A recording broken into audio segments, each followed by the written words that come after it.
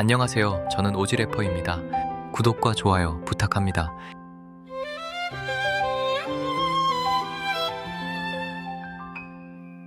종묘 앞 세운상가 재개발 건물 높이를 갑자기 높이는 문제로 시끄럽습니다.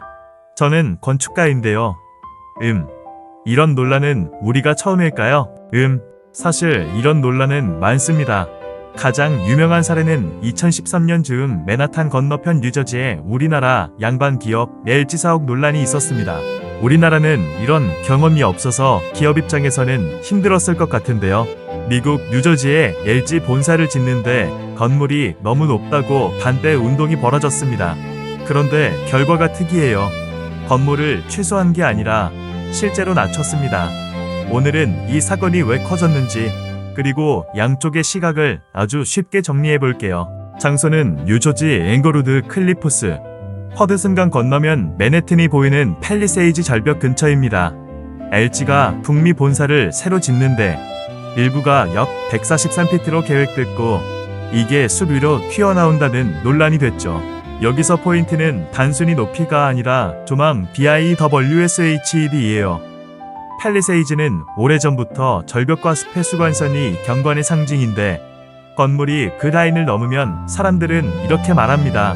한 번 열리면 다음도 열린다.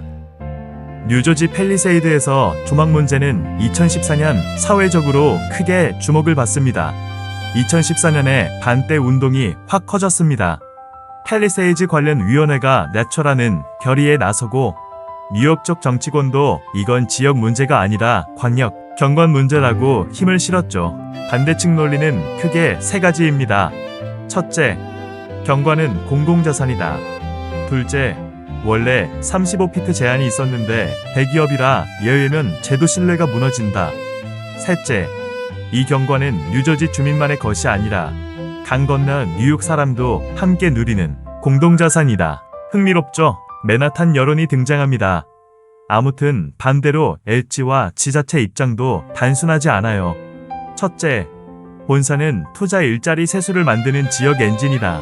둘째, 절차를 거쳐 승인과 예외 허가까지 받았는데 여론으로 뒤집으면 투자 예측 가능성이 흔들린다.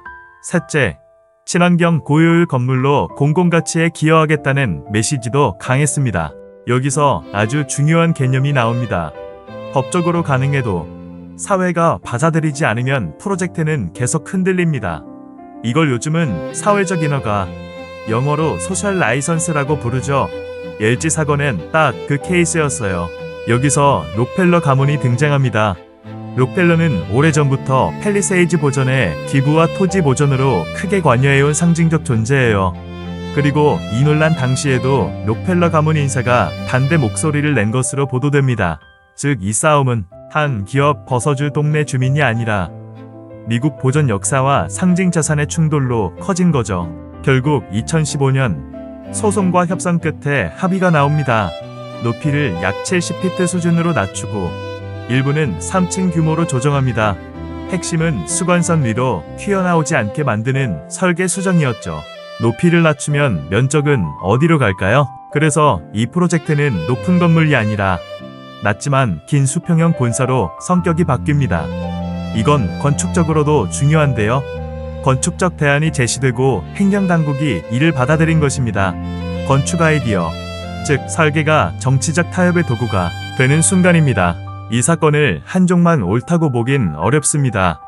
보전 측은 경관 공공재와 선례라는 핵심을 지켰고 기업 측은 투자와 프로그램을 지키면서도 설계를 조정해 수용성을 확보했죠. 결국 둘 다 원승은 아니고 타협의 비용을 설계가 떠안은 사건입니다. 어떠신가요? 이런 사례. 당시 강 건너 맨하탄에서 바라본 경관의 문제는 우리 입장에선 생소하기도 합니다. 뉴저지에서 바라본 맨하탄은 말 그대로 도시 마철로 풍경이거든요.